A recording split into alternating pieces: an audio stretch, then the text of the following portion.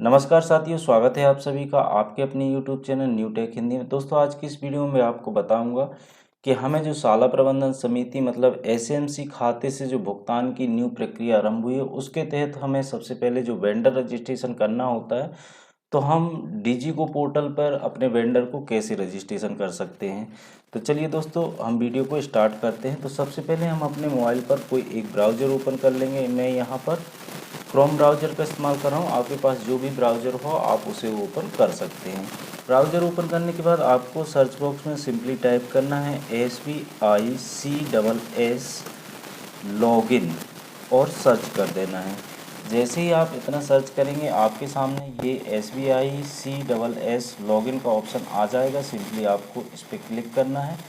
तो आपके सामने जो SBI का डिजी वो पोर्टल का लॉगिन पेज है वो ओपन होकर आ जाएगा। अब यहाँ पे सबसे पहले यूज़र नेम मांग रहा है। तो यूज़र नेम में दोस्तों आपको अपनी यूनिक आईडी डालना है। वो भी आपको मैं बता दूं कि यूनिक आईडी क्या होती है, ये आपको BRC के माध्यम से प्राप्त हो गई होगी। यदि आप हाई स्कूल या हायर सेकेंडरी के टीचर हैं तो ये आपको DO के माध्यम से प्राप्त होगी। तो यहाँ पे सबसे पहले आपको यूनिक आईडी डाल लेना है और जो आपको पासवर्ड, यदि आप प्रथम बार लॉगिन कर रहे हैं तो ये पासवर्ड आपको BRC या DO के माध्यम से यहाँ पे प्राप्त होगा। वो पासवर्ड आपको यहाँ पे फिल करना है। इसके बाद जो ये कैप्चा कोड दिख रहा है उसको यहाँ पे इस बॉक्स में फिल करना है और सिंपली हमको इस लॉगिन के बटन पे क्लिक करके लॉगिन हो जाना है। अब यदि आपके पास यूज़र नेम और पासवर्ड नहीं है तो दोस्तों इसके लिए मैं आपको एक सेपरेट वीडियो बना के बता दूंगा। फिलहाल हम यहाँ पे इस मैटर पे चर्चा नहीं करेंगे। तो चलिए हम आगे बढ़ते हैं। जैसे ही आप लॉगिन करेंगे तो आपके सामने डीजीको पोर्टल का जो डैशबोर्ड है वो ओपन होकर आ जाएगा। अब यहाँ पे आपकी साल के लिए जो बजट सत्र के लिए अलॉट किया गया है वो आप यहाँ पे देख पा रहे होंगे कि 17,000 का अमाउंट है। लेकिन अभी आप वर्तमान में सिर्फ 11,000 ही इसको खर्च कर सकते हैं। और यहाँ पे आएंगे दोस्तों तो यहाँ पे देखिए आपका यहाँ पे नाम मिल जाएगा, यहाँ पे पद मिल जाएगा और आपकी साला का यहाँ पे डाइज कोड मिल जाएगा। इसको सबसे पहले आपको चेक कर लेना है कि ये सही है कि नहीं है। यदि ये सही नहीं है तो हो सकता है कि आपका यदि ट्रांसफ़र हुआ हो तो यहाँ पे पुरानी साला का नाम दिख रहा है, तो आपको वेंडर रजिस्ट्रेशन की प्रक्रिया को आगे नहीं बढ़ाना है। इसको BRC या DO से संपर्क करके इसको सुधरवा लेना है। अब वेंडर रजिस्ट्रेशन करने के लिए आपको एक बात का ध्यान रखना है कि वेंडर रजिस्ट्रेशन की जो प्रक्रिया है वो सिर्फ मेकर की आईडी से होगी। वेरीफायर या अप्रूवर की आईडी से वेंडर रजिस्ट्रेशन की प्रक्रिया आप नहीं कर सकते। तो वेंडर रजिस्ट्रेशन करने के लिए सबसे पहले आपको जाना है माई मॉड्यूल्स पर। यहाँ पे ये पोर्टल थोड़ा स्लो चलता है दोस्तों, आपको धैर्य बना के रखना है। जैसे ही आप माई मॉड्यूल्स पर क्लिक करेंगे तो यहाँ पे पहला ऑप्शन आ रहा है वेंडर मैनेजमेंट का। आपको सिंपली इसी पे क्लिक करना है। अब यहाँ पे देखिए वेंडर मैनेजमेंट पे हमने जैसे ही क्लिक किया ये यहाँ पे एक नया पेज ओपन होकर आ गया और पहला ऑप्शन मिल रहा है manage vendor pending with PFMS। हमको सिंपली इसी पे क्लिक करना है। तो यहाँ पे एक नया पेज ओपन होकर आ गया है। यहाँ से हम वेंडर सर्च भी कर सकते हैं, लेकिन वेंडर कैसे सर्च करना है वो हम आपको नेक्स्ट वीडियो में बताएंगे। आपको वेंडर यहाँ पे कैसे ऐड करना है सिर्फ हम इस वीडियो में आपको ये जानकारी देने वाले हैं। तो यहाँ पे देखिए आपको ऐड वेंडर का ऑप्शन आ रहा है। आप जैसे ही इस ऐड वेंडर पे क्लिक करेंगे आपके सामने एक नया पेज ओपन होकर आ जाएगा। तो सबसे पहले यहाँ पे आपको सिलेक्ट कर लेना है वेंडर टाइप। तो जैसे ही आप यहाँ पे प्लीज़ सिलेक्ट पे क्लिक करेंगे यहाँ पे आपके सामने 4 ऑप्शन आ रहे हैं, पर्सनल, कमर्शियल, इंस्टीट्यूशनल और NGO। तो आप यदि पर्सनल वेंडर रजिस्ट्रेशन करना चाहते हैं किसी व्यक्ति के नाम पे तो आप पर्सनल पे सिलेक्ट करिए, और किसी दुकान का यदि यहाँ पे आप वेंडर रजिस्ट्रेशन करना चाहते हैं तो आप यहाँ से कमर्शियल कर सकते हैं। फिलहाल हम आपको यहाँ पे एक पर्सनल वेंडर ऐड करके दिखाएंगे। तो हम यहाँ से पर्सनल सेलेक्ट करेंगे। वेंडर नाम पे हम यहाँ पे जिस भी नाम का वेंडर रजिस्ट्रेशन करना चाहते हैं हम उसका यहाँ पे पूरा नाम फिल कर लेंगे। वेंडर नाम टाइप करने के बाद यहाँ पे आपको आना है डेट ऑफ बर्थ वाले पे। तो डेट ऑफ बर्थ में आप जैसे ही क्लिक करेंगे यहाँ पे देखिए आपको फरवरी 2023 दिख रहा है। तो आपको फरवरी पे क्लिक नहीं करना, जहाँ पे 2023 लिखा है यहाँ पे क्लिक करना है। तो यहाँ पे देखिए 2020 से 2029 तक का यहाँ पे कैलेंडर खुल रहा। आप पुनः इसी पे टाइप करेंगे तो यहाँ पे और भी 17 आ गए। अब डेट ऑफ बर्थ का जो भी सन हो उसके अकॉर्डिंग आप यहाँ पे क्लिक करेंगे। जैसे हमारे लिए केस में 1990 से 1999 सिलेक्ट करते हैं और इसके बाद यहाँ पे 1989 सिलेक्ट कर लेते हैं। इसके बाद हम यहाँ पे मंथ चुन लेंगे और इसके बाद हम यहाँ पे डेज सिलेक्ट कर लेंगे। इस तरह से हम डेट ऑफ बर्थ यहाँ पे सिलेक्ट ही करना पड़ेगा, हम यहाँ पे टाइप नहीं कर सकते। अब यहाँ पे फादर नेम या हस्बैंड नाम ये कंपलसरी नहीं है, हम चाहें तो यहाँ पे दे सकते हैं।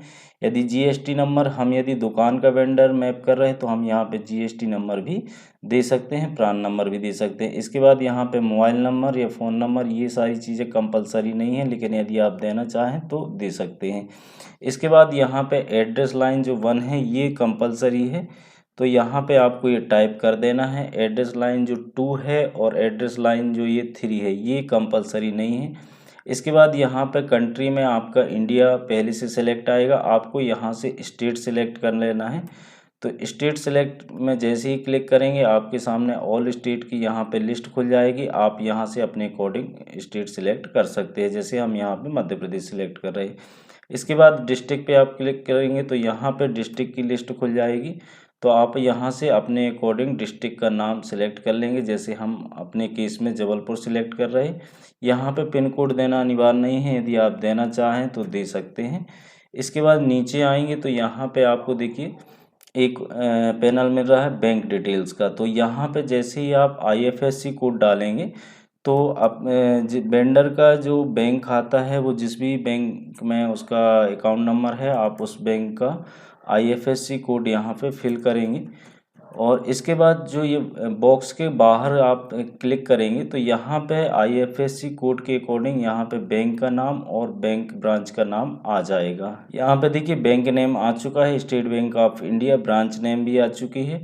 और इसके बाद यहाँ पे आईएफएससी कोड दोबारा आ रहा है, तो आप ये इसको यदि संशोधित भी करना चाहें तो नहीं कर पाएंगे। यदि आपको आईएफएससी कोड बदलना है, यदि ये बैंक ब्रांच या बैंक का नाम सही नहीं आ रहा तो यहाँ से आप आईएफएससी कोड चेक करके इसको चेंज भी कर सकते हैं। इसके बाद यहाँ पे आपको वेंडर का अपने अकाउंट नंबर देना है। तो जो भी आपके वेंडर का अकाउंट नंबर हो आपको सिंपली उसको यहाँ पे टाइप कर लेना है। अकाउंट नंबर टाइप करते समय आपको ध्यान रखना है कि अकाउंट नंबर बिल्कुल सही होना चाहिए। इसके बाद यहाँ पे देखिए हमको एक ऐड का ऑप्शन मिल रहा है, हम सिंपली इस ऐड के ऑप्शन पे क्लिक करेंगे तो जो भी डिटेल आपने यहाँ पे ऐड की है वो यहाँ पे आ जाएगी। जैसे सीरियल नंबर पे 1 आ रहा है, बैंक नेम आ रहा है, यहाँ पे ब्रांच नेम आ रहा है, आईएफएससी कोड और अकाउंट नंबर। इसके बाद यहाँ पे देखिए एक एक्शन का ऑप्शन मिल रहा है। तो यहाँ पे आपको 2 बटन मिल रहे हैं, एक तो एक्शन का मतलब आप एडिट कर सकते हैं और दूसरा यहाँ पे डिलीट कर सकते हैं। तो यदि आपको ये डिटेल गलत लग रही तो आप यहाँ से डिलीट भी कर सकते हैं और एडिट करना चाहें तो एडिट भी कर सकते हैं। यदि ये जानकारी सही है तो आप यहाँ पे डायरेक्ट सेव कर सकते हैं। यदि आप एक साथ एक से अधिक वेंडर ऐड करना चाहते हैं तो यहाँ पे आप वेंडर नेम में पुनः सेकेंड वेंडर का नाम डालेंगे, डेट ऑफ बर्थ सेलेक्ट करेंगे और ये पूरी जानकारी फिल करने के बाद पुनः आप ऐड पे क्लिक करेंगे तो यहाँ पे जो एक वेंडर की जानकारी आ रही वो दूसरे वेंडर की भी आ जाएगी।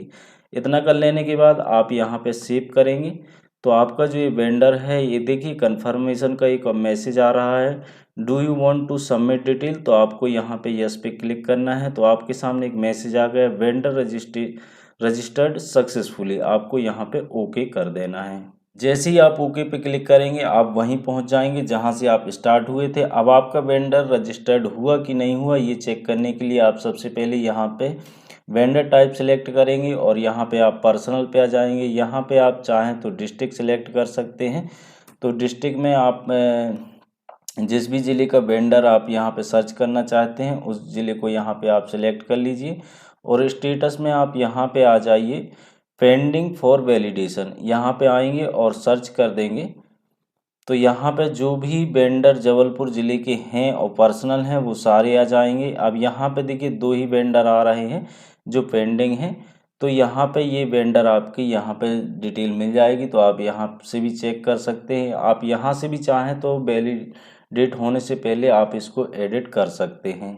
यहाँ पे सबसे महत्वपूर्ण जानकारी यही है दोस्तों कि आप वेंडर रजिस्ट्रेशन सिर्फ मेकर की आईडी से कर सकते हैं और वेंडर रजिस्ट्रेशन करते समय आपको ये बात ध्यान रखना है कि वेंडर का जो खाता नंबर है और आईएफएससी कोड है वो बिल्कुल सही होना चाहिए, अन्यथा आपके वेंडर को रिजेक्ट कर दिया जाएगा। आई होप कि अब आपको समझ में आ गया होगा कि आप डीजीगो पोर्टल पर एसएमसी खाते से भुगतान के लिए वेंडर रजिस्ट्रेशन कैसे कर सकते हैं। आई होप कि वीडियो आपके लिए काफ़ी हेल्पफुल रहा होगा। Thanks for watching, take care, bye bye.